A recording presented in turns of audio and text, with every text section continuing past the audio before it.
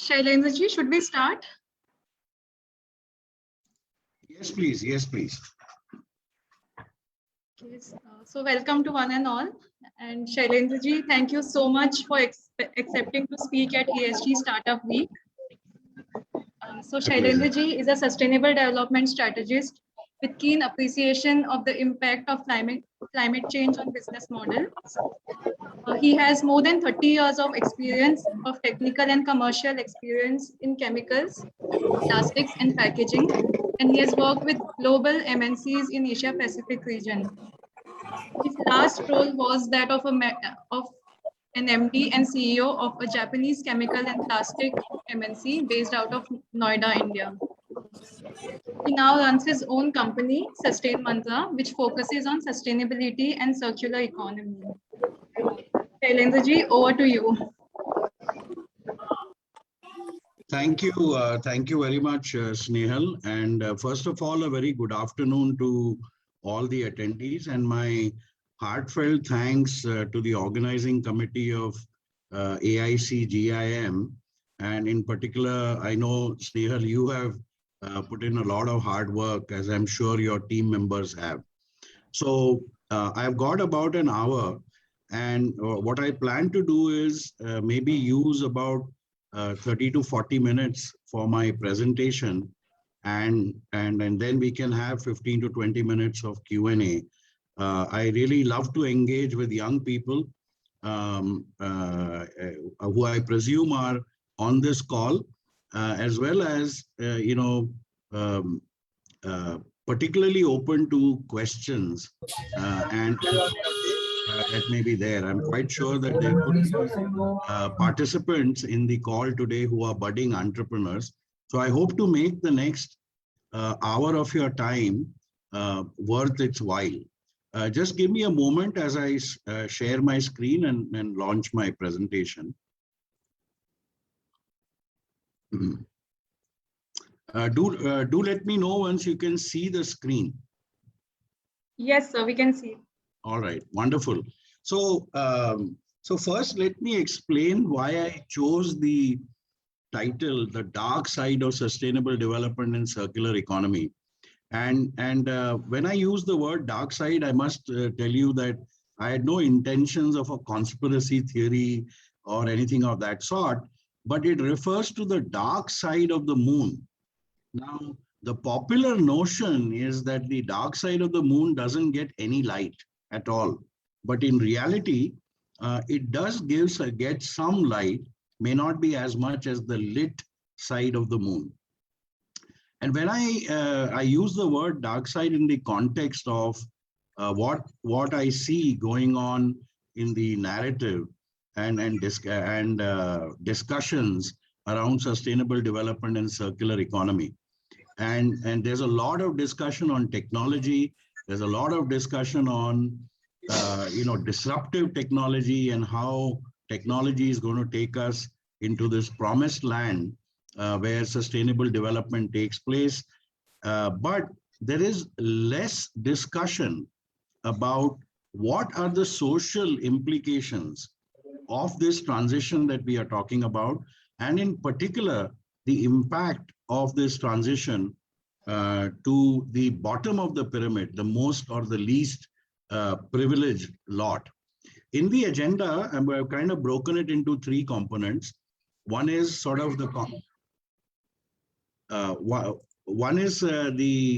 context setting. So why is this important? What's the climate change imperative? Second, why is it important for India? And what's the Indian imperative?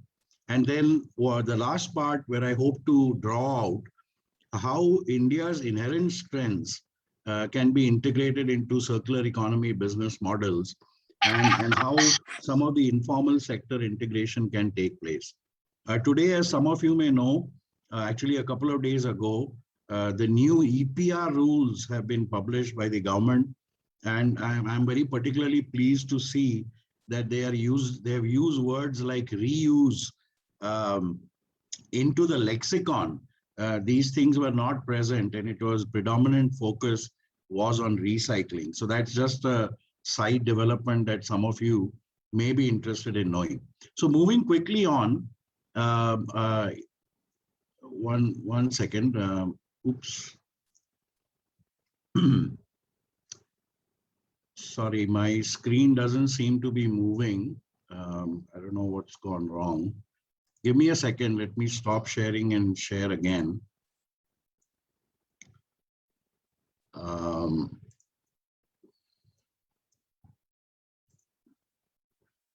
Yeah. So it's always, good to first see what is the global narrative today, right? Clearly, you must have heard that this is the decade of action, and there are so many new words that are coming, net zero carbon, global finance seems to be moving away from environment unfriendly industries, soft capitalism, this purpose-driven companies, quality of lifestyles, wellness, happiness, localization versus globalization, channels of commerce and communication. And technology, people are talking about artificial intelligence, robotics, industry 4.0, 5.0, design thinking, system thinking, etc. But at the heart of it, what it's really addressing is how can you make the business and society more resilient? Resilience as a word has now started coming into the dialogue and into the narrative. Very soon, we are going to have the COP26 in Glasgow. Several nations are coming together, and they will be talking about what steps can be taken so that the global warming does not exceed 1.5 degrees centigrade, which was the Paris Agreement target. So clearly, there's a lot of discussion in the background. Now, when we try to understand this from an overall perspective, I do like the donut concept. And let me try to explain. The light green band that you see, circular band, is where it is the safest and the best place for humanity to survive.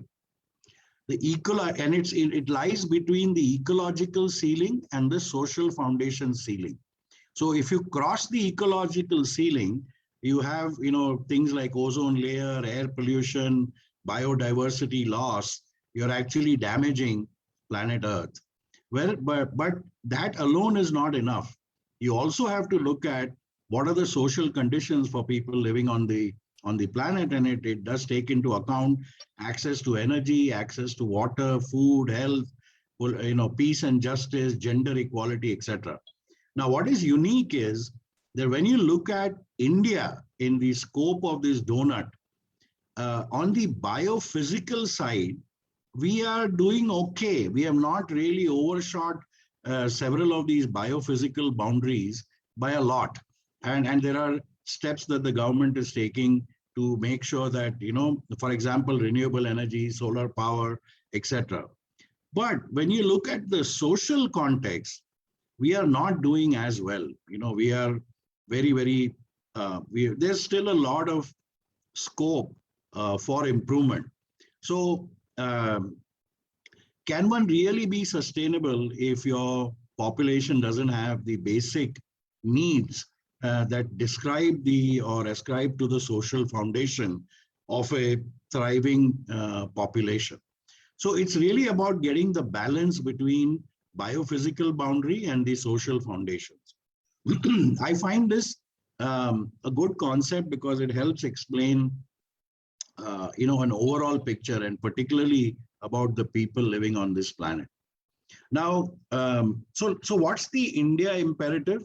So if you focus on the top left diagram or the chart, clearly, and this I'm sure we have heard a lot in terms of how India, will progress and how we are going to be the world's fourth largest economy and things like that. So clearly, as a nation, when we compare it on at least purchasing power parity, when you extend it another 10 years, we are already in 2010, we were number 9. In 2019, we were number 5. And it's widely predicted that we have overtaken possibly Japan, and we are amongst the top 3 economies in the world. However, when you look at the picture on the right, and you look at what are some of the major priorities that have been identified, and this is an excerpt from the Sustainable Development Framework, that was published by the Government of India and United Nations, the issues remain the same. So priority one, how do we improve poverty, health, water, sanitation, education and employability, nutrition and food security, clean energy, skilling and entrepreneurship and job, and of course, gender equality and youth development. So these one could argue were the priorities even 30, 40, 50 years ago. So we don't seem to be making as much progress here. And then the diagram on the left-hand side, bottom corner, talks about how poverty rates have changed, particularly with the impact of COVID. As many of you know, a substantial portion of the people who are living on the borderline have actually slipped back severely into poverty. So can we really claim to be the world's fourth largest economy when there are such wide gaps in the social indicators of growth? So that's something for all of us to consider. Now, this picture that you see on the left-hand side actually is a SDG map. And this has again been taken by the 2019-2020 Niti Aayog report. And what the point here is that you see a lot of red and yellow and green and all that. What essentially this means is wherever you see a red, we are behind on that particular SDG. Wherever there's red and yellow, we are behind. Where it's green, we are doing well. Where there are very few boxes which are a blue, where we have actually hit all the target that we were supposed to hit. Now, whilst this may look a little bit depressing, I think the good news is that we have started the journey, and it's I feel particularly proud that the government has been, and the agencies involved have been able to map SDGs at a district level. They have actually identified how many aspirational districts are there, what is the gap, what does that district require in terms of investments, in terms of other social indicators. So it's not as if everything is bad. We are doing some work, but clearly in the reference of the priorities of providing sanitation, health, water, school, education, there is still a lot of gap that we need to deliver on. So the question that begs consideration is, so how can we improve all these social factors while still delivering on the aspirations of over 1 billion people, right? Everyone wants a better quality life. They want new products. They want access to services. And how does one do that whilst we are also improving on the social indicators? That is such a fundamental issue for our country. Now, when you look at this in the context of climate change, you'll find that, the left diagram talks about how India is probably one of the most susceptible geographies to climate change. And what you see here in this orange color is the areas that could be prone to drought. And India is already a fairly water-stressed country. So therefore, doing something around climate change mitigation, adopting circular economy tools is not a nice thing to do. It is critical to do, especially for India. On the right-hand side, on a global level, assuming we continue where we are today, we are going to no way be close to meeting the targets that were specified as part of the Paris Agreement. And so clearly there's a need for drawing down this curve dramatically. And with everything that we know today, if everyone does everything that's possible under the sun, we believe that there could be still some gap in terms of achieving the target. And this is where some exciting technologies like negative carbon emission technologies are really working, and one hopes and prays that some of those technologies become commercially viable. So this is why I think it's also important for India that we cannot afford to ignore circular economy principles or the concept of sustainable development. Now, when we look at sustainability, how do you drive momentum for sustainability? And for most people on the call, I think it's quite evident that it's not a simple thing. There are many, many wheels within a wheel. So there's need for simplification. How do we create social capital, natural capital? How do we build mass awareness? What needs to be done to our financial accounting systems? How do we raise finance for the transition? Now, clearly, it becomes evident that sustainability is an interdisciplinary approach. It's no longer good enough for one part of the system, claiming that they have reached the pinnacles of sustainability. The other parts of the system are not keeping pace. Now, when it's interdisciplinary, you almost want to know, you can't achieve this without collaborating. And so the question is, are we collaborating enough?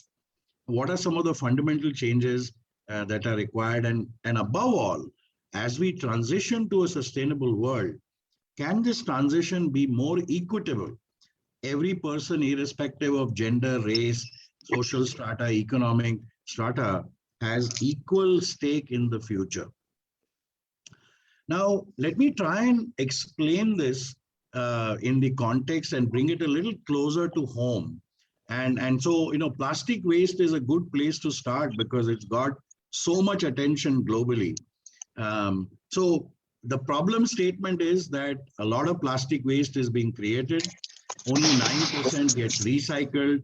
80% of the total plastic produced in India is discarded, so on and so forth. And as we are a developing and an aspirational country, though our per capita consumption is 11 kilos per capita, we are expected to grow this to 20 kgs by 2022 or even beyond. And so therefore, this problem is not going to go away. So this is the problem statement. Let's look at, with that problem statement, what is the social dilemma? So I'd like to draw your attention to the graphic at the bottom of the screen, left-hand side, that says India has about 4 million rag pickers. But the sad part is that only 74,000, I believe, are registered waste pickers. They've got an ID card. What does an ID card do? It says, I am so-and-so and I am a citizen of India. Can you imagine that there are close to 3 million odd who cannot even claim that they are citizens of this country? Now, with this, so this is a social dilemma. What's the strength of this informal sector? You will be surprised to know that PET bottle recycling or upcycling, as somebody may like to call it, actually rests on the back of these rag pickers. So India has a very high recycling rate for PET bottles, almost 90%. You take even US and Europe lag far behind on. So there's clearly the informal sector seems to be delivering on certain key parameters. But when you look at them in their earnings, you'll find that the rag picker earnings is probably some of the lowest in the world. And so there is this dilemma where almost a 10,000 crore industry that literally sits on the back of these rag pickers is not yet able to deliver enough value down to the section that's actually delivering such an effort. So the social dilemma is, how do you bring 4 million individuals to the basic right that you and I take for granted? That we are citizens of India, we have a Aadhaar card and a driver's license and passport and so many documents, whereas 4 million can't even claim that they are citizens of India. So when you dive a little bit deeper and say, okay, if I have to build an effective plastic waste management system in India, what would it take? Again, it's a very complex system, right? You have to have collection, segregation, you have to fund, infrastructure is needed, regulations need to be supportive, consumer awareness is needed, right? Where littering, source segregation, etc. So it's again a wheel within wheel, and all these cogs have to work in perfect unison for an effective plastic waste management system to be developed. Now, many of you know, and many of you are probably aware that a lot of work is going on this. Many startups have come, many new technologies are coming on recycling, and whether it's mechanical or chemical recycling. There are now artificial intelligence tools that enable sorting, etc. Now, but it's still not coming together. And I believe that in this move towards more automation, more technology, where does that leave the rag picker, and how can we integrate them into the system? So here's one idea or one thought that, how could these, and if I look only at the collection part of it, one could argue that the collection systems that are run by the informal worker, nothing can beat their efficiency. It's another matter that the conditions in which they work are terrible. But in terms of pure efficiency, nothing can beat that system and the way they work. Now, how do we integrate them? So as we start building all this infrastructure and these large companies, look at buyback mechanisms, setting up material recovery facilities, so on and so forth. Can the informal sector be roped in to collect the plastic waste and then become a part of this channel? Would that give them an opportunity to get at least the first step, which is a basic ID card that says, I am so and so, and I work for this material recovery facility in Goa or in Jharkhand or in wherever it is? Can there be a regulation which tells waste management companies or producer responsibility organization that of your staff, please try to employ at least 25% of your staff from the informal sector? Once they come into the system, they get a chance to upgrade their skills. If they remain out of the system, they will always remain unbenefited by all this transition and all this development that takes place. Now, as a sustainability strategist, I worry about this. And I worry a lot more after I saw what happened during the COVID and how many people were not even able to go back home. And they walked, so many kilometers with their bags in hand and, their children on their backs. And that's certainly not something that we as Indians can be proud of, even though we are the fourth largest economy in the world. So clearly something's got to change so that these benefits trickle down to the least privileged. Let me progress this further and say, if you want to create a business model or a support ecosystem, you need several kinds of things, right? You need skill upgradation, you need microfinance availability, business connects, technology assistance. Now, this is obvious, right? But is this the end story? And how can we develop this further and create even more social and natural capital? Now, I urge, if there are members of the audience here working in corporates who have CSR budgets, it's about having a long-term intervention to enable the informal sector to come out of the big hole that they are in today. And none of us should rest in peace that, we may have discovered the next best technical solution to a problem, but if that does not come along with social impact, then it is something that we all need to think about. Now, going further, let me try to explain this in a little bit more detail. So when you look at plastic recycling or recovery options today, there are broadly two pathways, right? You recover the material, it goes either for mechanical recycling, and some products are made out of it. So when the plastic packaging is converted back into granules, and then some products are made out of it, or it could go into feedstock recycling. So you actually break it down to oil, and then its monomeric constituents, and those can be converted back into polymers that come back into the loop. You can gasify it to create syngas, which becomes a raw material for the chemical industry. Or if nothing can be done in terms of recycling, then it usually ends up on energy recovery. So it goes for co-processing in cement kilns, it goes into incineration and waste to energy plants for heat and power generation.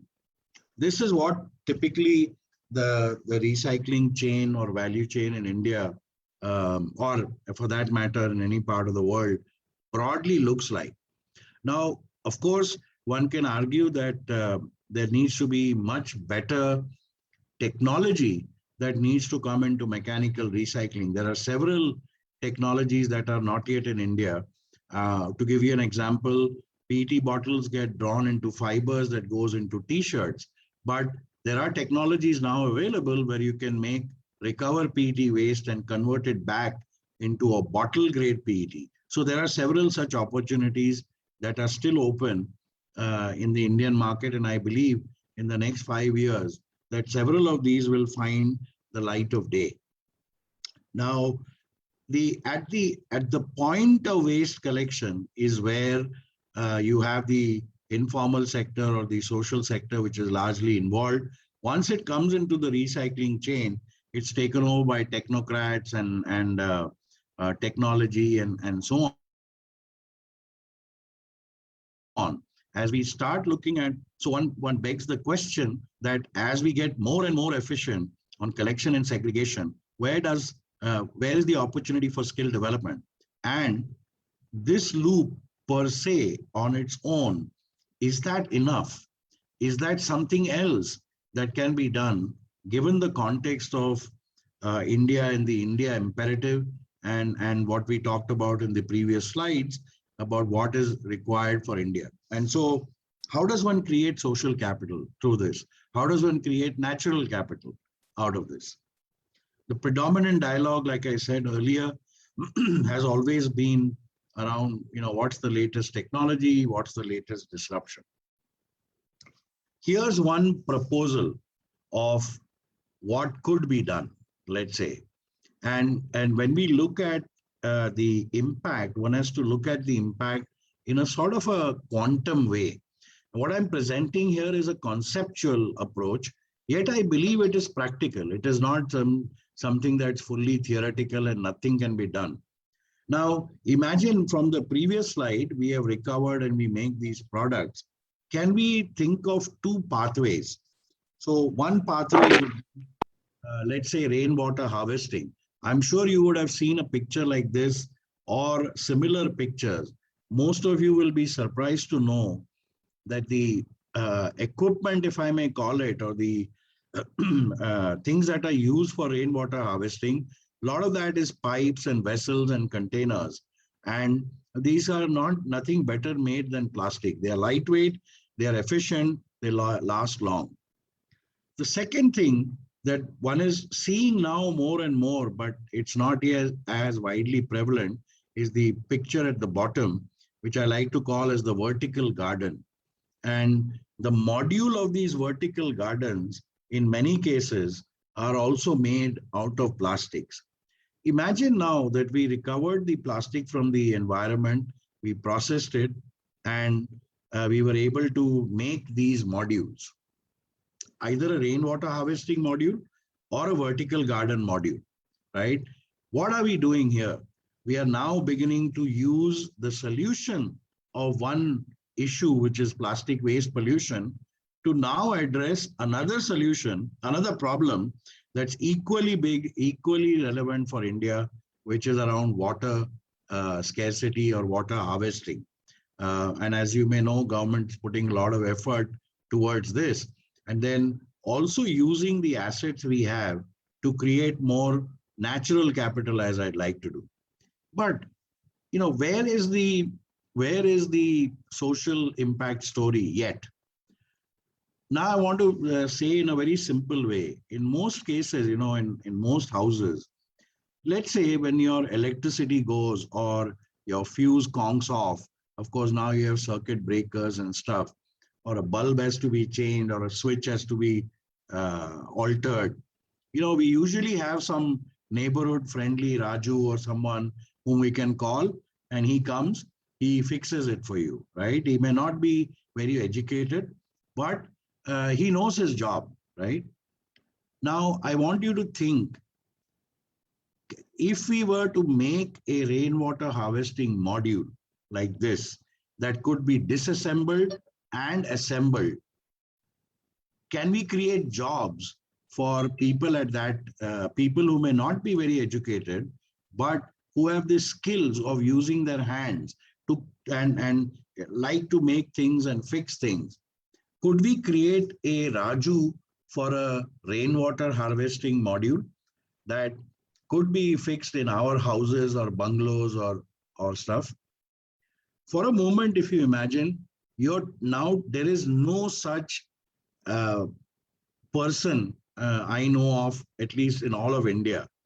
Can you imagine the number of jobs that could be created by imparting a certain basic level of skill? And whilst doing that, we are also addressing the issue of rainwater harvesting, water scarcity, promoting rainwater harvesting. Similarly, when you look at vertical gardening or vertical gardens, it has immense possibility of creating jobs. I have given a figure of 1 lakh, but I think it is easily much more than that. And wherever you're living, whichever city, town you're living, close your eyes and think how many houses are there, how many bungalows are there.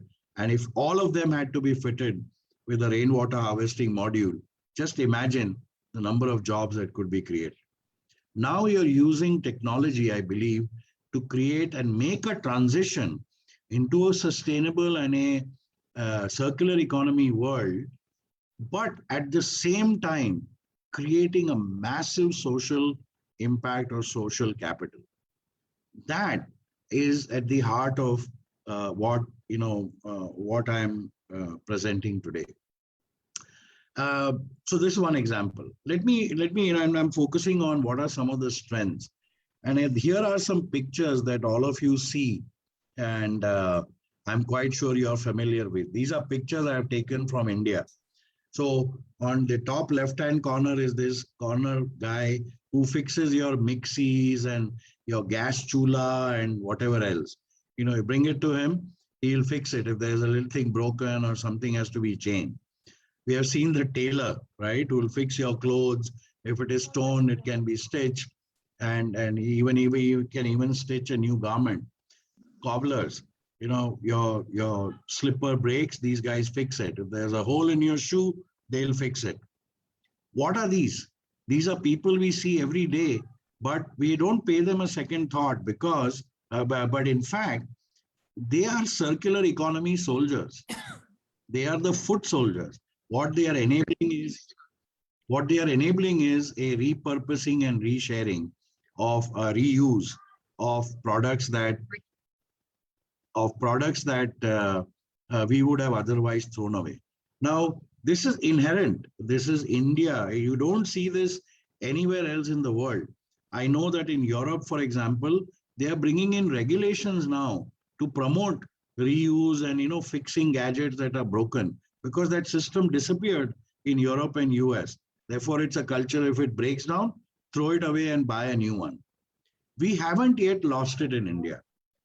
Now, imagine that you have, how many of these individuals are there across India, and the kind of service that they are providing. Their lives were, again, very badly impacted during COVID because nobody was going out, but they represent a force that, if harnessed in the proper manner, given a little bit of skill upgradation, they can become a very, very powerful entity for ensuring a very key element of circular economy, which is around reuse, repurposing or refurbishing, and then putting it back into use. These are inherent strengths driven by people on the ground. The person may not be an engineering graduate. Some of them may not have even finished school, but they understand how to fix things. This is a incredible social strength that we have as we look at circular economy business models. And on the picture on the right actually is a very great example of how technology enabled the cobblers. So this was actually a group of students who, what they did was they mapped cobblers in a particular area in NCR, National Capital Region, and actually put them on an app. So you could locate where your new cobbler was and where your cobbler was, and you could go and give them your shoes. And they labeled it as the shoe garage, which in really, it's a place where we go and fix our shoe. It's a garage in that sense. So now you've got 25, 30 such cobblers in a locality mapped onto an app. And if you are in doubt where the nearest cobbler is, although in India, you don't have to go more than a kilometer away from your house to see many of these people there, but you're now enabling some sort of aggregation at this level where it matters. Many of them make shoes out of discarded footwear that maybe you and I cannot buy or will not buy, but there is somebody else who's willing to pay a smaller price to afford a footwear. We are keeping, you'll be surprised also to know that footwear as an element of the waste category that comes into MSW is pretty significant. Okay, so the conceptual point here is that this is some of what I call the dark side. Is my slide moving? Hello? So it's stuck at India CE business models. Okay, no, so that's the slide I'm on, but was it moving before? Yes, it was moving. Okay, yeah. So the point being that this aspect of transition, and particularly as you celebrate the ESG week and startups and stuff, it's my humble request to all of you that try to also look at what are the social capital impact, what is the social impact. In fact, now what has started creeping into the discussion is it's not enough to have material circularity. What about social circularity? And as new technologies come in place, some jobs, some skills will get outdated, some new skills will be required.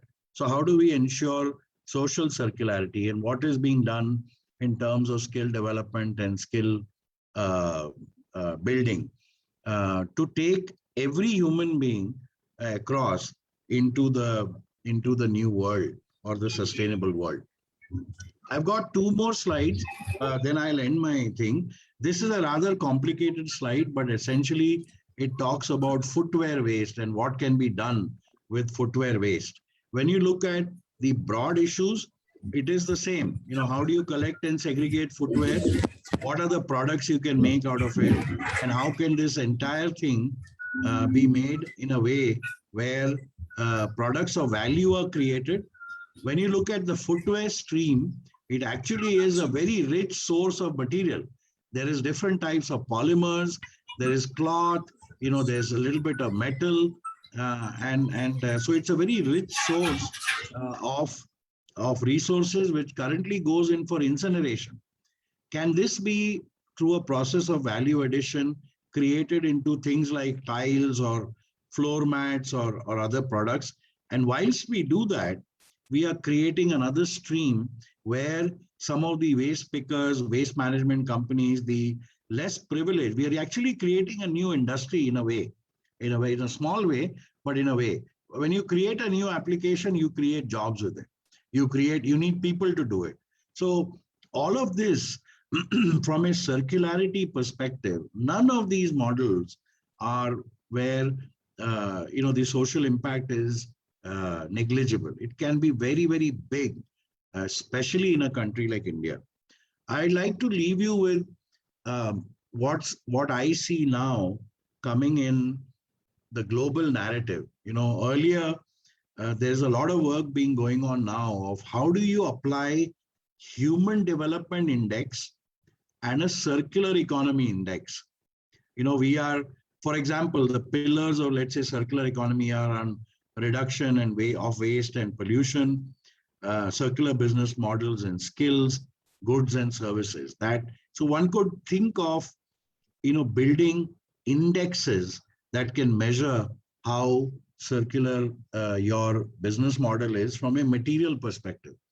But how do you build that alone without having the Human Development Index, which is a long and healthy life, knowledge, and a decent standard of living, unless these two factors combine and combine in equality, in equal proportion, um, a transition to a circular economy seems a little hollow if there is not an adequate accompaniment of social impact. So this what you see here is possibly the latest thinking in terms of how the human development and circular economy indexes can be merged, or a conceptual way of thinking about it. The picture on the top left-hand corner is what a typical rag picker looks like, right? I mean, they are working in abject conditions.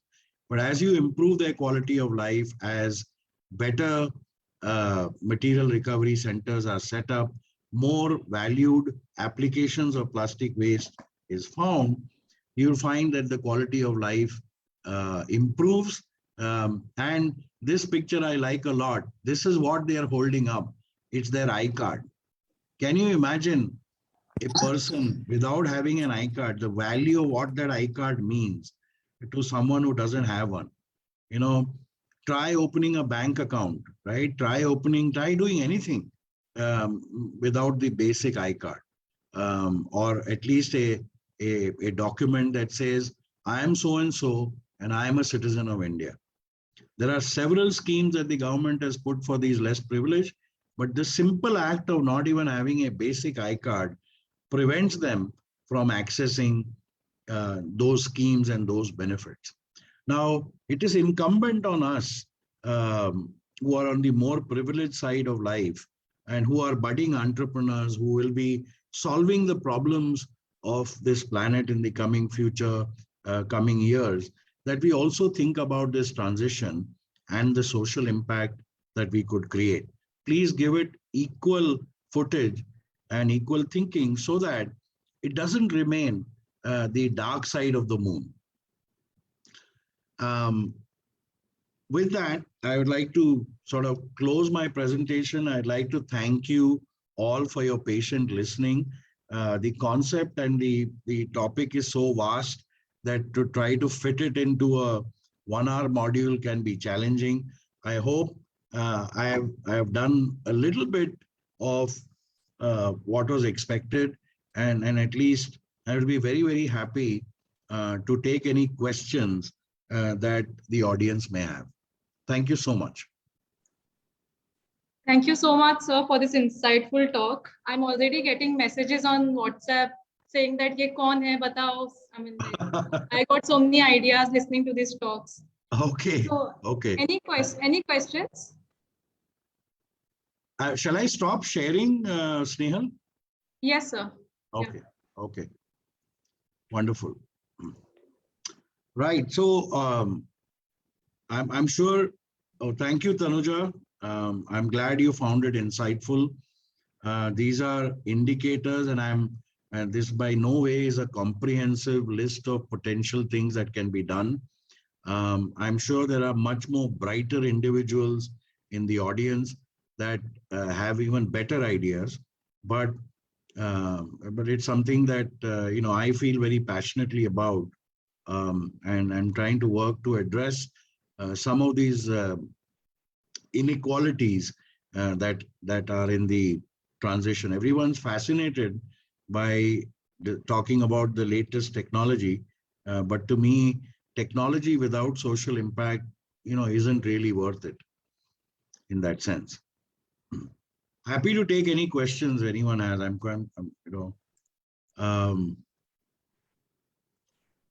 Yeah, so I had one. Love the idea. So Kenny has one question. Yeah. Kenneth, is there some? Love the idea. We can see it coming together. Is there something we can do as an individual to contribute? Yeah. So I get this question a lot, right? I mean, what can I do as an individual? Some people, and I'm not sure whether Kenny is asking that, but there are questions that are, I am doing all of these things, but my neighbor isn't doing it. Is it worth it, etc. So, so clearly, my short answer to that is don't underestimate the power of the one or the individual. It all starts there. Now, particularly if your question is particular to the plastic waste example that I shared, then clearly what you can do at an individual level is segregate your waste at home. Don't mix organic waste with dry waste. If you can do that, and that will be a great step forward. If at an individual, sorry, ah, uh,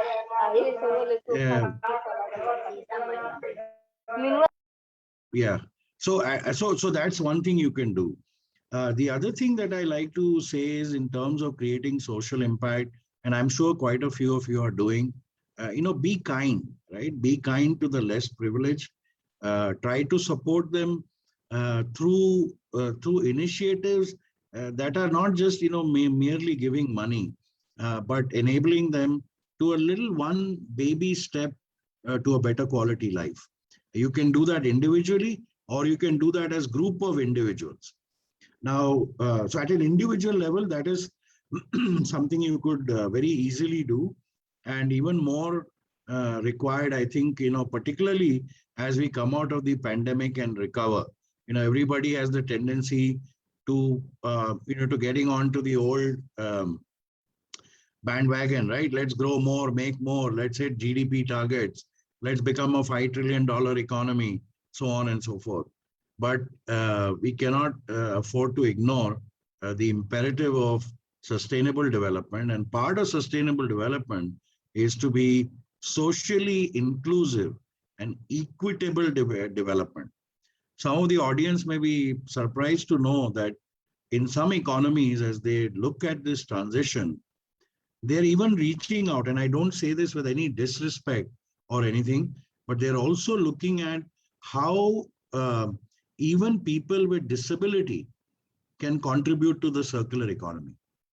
So that's the level of inclusiveness that people are talking about, that they have an equal right in this transition. And how will this new sustainable world look like? What kind of things would be required for the less able people? And India has several opportunities and several things that can be done. So I'm not sure, Kenny, if it answers your question, but that's something one can do at an individual level. Simple steps. Don't think big. Don't think about changing the world. Change the immediate environment around you, and things will move. So we have here Mr. Rajesh Joshi. He is the CEO of Atal Incubation Center, Goa Institute of Management, AICGIM. Yeah. Rajesh, Hi, do you have Rajesh. any questions? Yeah. Hello, sir. Namaste. Namaste, sir. Namaste. Thank you so much for doing this session, not just for us, but I think it's a perfect session to kick off the ESG week, which we are starting in a couple of days. We are novices, we are here as incubators supporting all. We are a sector agnostic incubator based in Goa Institute of Management. Yeah. But listening to some other speakers, relevant esteemed speakers who are from the field of ESG, it is just reaffirming for us as an incubator that we have taken this baby steps and try to do this ESG startup week. Where the goal is not just profit, but profit with a purpose. Absolutely. Or for us, I think even if there is a startup with a purpose, for us that's also satisfying and gratifying to support them. Thank you so much, sir. It is also reaffirming for us that the sessions which my team has planned over the ESG Startup Week, and it's totally the work of the AICGIM team, where we have something like future skilling. And when they were planning that, it also brought to my notice that India is at that cusp, and I think Kenneth and Tanuja also have mentioned that on the chat, that maybe the climate opportunity or the ESG opportunity is such a huge opportunity, like the information technology opportunity which we had in the 90s, right? Absolutely. Where India kind of fueled the information technology manpower requirement across the globe. And thank you so much, sir. I think we'll keep on bothering you and taking your time again No, as we no, move along this journey not of at all. ESG. My pleasure entirely, Joshi Saab. And you hit the nail on the head. That people are talking about unicorns in IT, unicorns in the next Ola, the next Uber, etc. But let me tell you, circular economy is wide open. Sustainable business development, it's waiting for the next unicorn to appear. So not only is it a great business opportunity, but you correctly mentioned that there is a huge skill development and future skilling that's possible. And to give you an example, we all know that we have this vision of the $5 trillion economy, right?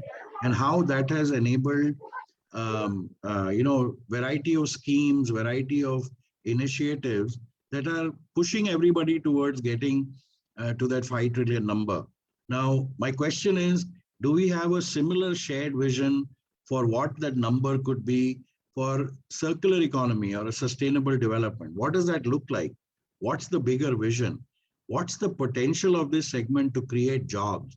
And I think I actually envy you, Rajeshji, because you're sitting where all the answers will come. The answers will come from individuals and institutions such as yourself, and the individuals who are looking at starting a new business, starting a new social entrepreneurship model. I think that's where the answers will come. My only thing on this talk was that please look at the social development side, which I'm very happy to note that you all are all doing already. So it's entirely my pleasure to be here, and I'm always available for any support or questions that anybody in the audience may have.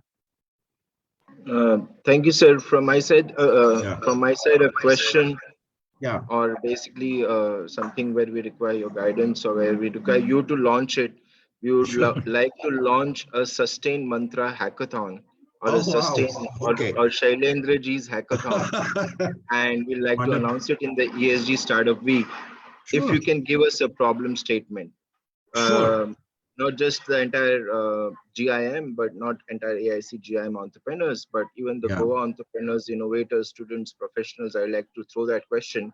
That Yeah. this is the SustainMantra problem statement, Sure. and whoever has a solution for that from AIC GIM, we give them the entire incubation support. Perfect. Perfect. That's thank you so much. And I'll definitely take you up on this, and we'll be happy to refine this along with your team. One thing I must mention before it skips my mind, Sure. again, some people may know it, but some may not, that actually it's Goa, the state of Goa, that has a circular economy plan. The state is also unique in that sense. The country doesn't have a plan yet, but Goa state has a well-documented circular economy plan. So not only conceptually you guys are doing the right thing, but you're also located in the right place. There's a lot of, I think Goa is on the, within India, Goa is on the cutting edge of, how things could work out. And so there is immense scope for setting great examples of what good looks like. Success begets success, right? So if there is something that looks good, people tend to copy it, or people tend to get inspired by it. So in many ways, there are several factors that are already in your favor. So you start off from a very good ground to begin with. Sure, sir. I mean, like they say, what they do in Goa today, the India does tomorrow. Yes, So, absolutely. so I think that Absolutely. circular economy thing is something which proves that thing. Absolutely. Absolutely. Sure, sir. I think there are a few more questions Sure. for you, sir, on the chat. Sure. I'd love to take them. Yes. Thank you, sir. Thank you. Yeah, my pleasure. And sir, just we'll be launching a hub here. I'm actually right at that hub right now, just working out things. And this hub Okay. is going to be arguably India's first dedicated center for climate entrepreneurship, where we are going to promote collaboration and Wow. entrepreneurship Congratulations. in the climate and environment sector. Congratulations. I thought I'll just give you a sneak peek into what the hub looked like. Oh, perfect. Wow. It's completely off the grid, solar powered, and promoting sustainable. So here is going to be our hub. This Wow. thing, yeah. Fantastic. Congratulations. And, what a wonderful way to start, and great development. All my support and all my best wishes with you, sir. Thank you, sir. Thank you. And we'll keep on bothering you and taking your time over the course of few Anytime. weeks. Absolutely my pleasure. Are there any questions that anybody else? I saw a hand raised and then the hand was put down. So if there's any question, my apologies. But very happy. I think we 3-4 minutes, Snehal. Yeah, so there's one question in the chat. How Yeah. can we explain the concept of sustainability to the lesser educated ones Yeah. or who have limited skills? As we Who have a have large, Yeah. So very simply at the very basic level, what sustainable development is. Don't take more than what you need, essentially, right? That take only as much as you can to live your life, and don't compromise the future of the future of your children and grandchildren. If you take something, try and give back to nature, if not the equal amount, at least something more than what you have taken. If all of us practice that, then clearly we are on a sustainable development path. Sustainability is not only just that. Sustainability, and particularly when you look at let's say, the United Nations Social Development Goals, sustainability is much more than that. It is about gender equality. It's about skill development. It's about peace and justice, equality. All these when all these factors come in play, is when the social indicators of a society starts becoming stronger and stronger. And so, if I were to, if the question is from what I understand, somebody who does not understand sustainability, or worker category, has been put in the question, who has limited skill set. The idea is not quantifying the skill. The idea and thought is, how can we take that skill and apply it to something useful?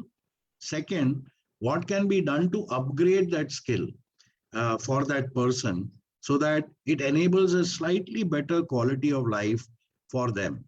Let me give you an example. Rag pickers work on a daily target. Do you know that? If they whatever they pick up, whatever money they make, is the money for the day, for that meal, that day. They don't know whether they'll make the same amount next day. Imagine living like that day to day, right? Now, if the rag picker were given some skills and they were put, let's say, in a factory environment where they were doing basic work of segregation, could we assure them some amount of stable pay for the work that they are doing? This is not charity. They are doing work, they get paid for it. That is certainly one step forward versus roaming the streets and not wondering how much plastic will I pick up today and how much money will I make today. So skills that will enable a slightly better quality of life is what we should focus on. I hope that answers your question. It's a great question, by the way. And, sometimes easy to say and difficult to do.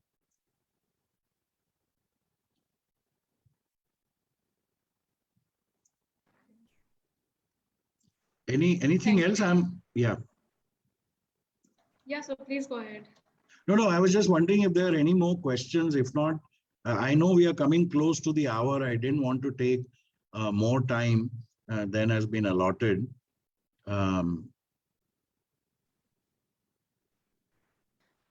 I think I'll ask them to post questions to me, and I'll share it on Sure. WhatsApp or something. Sure, Yeah? sure. That I'll really appreciate that, Snail. And again, thank you so much to you and the entire GIM team, and most of all for the people who bothered to log on. I certainly hope that the last 45 minutes or so was worth your time. It's a big problem. It's a big problem statement, I would say. But, not all is lost. I believe very strongly that India has some inherent strengths. We are lucky All we need to do is bring it together in a meaningful way that can further the agenda, not only on the technology front, but also on social development as well as natural capital development front. All are equal and all are equally important.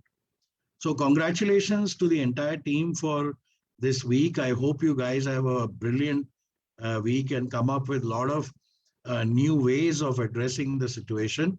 And the best wishes to all of you from my side and from the SustainMantra team. Thank you so much, sir. Thank you so much. My pleasure.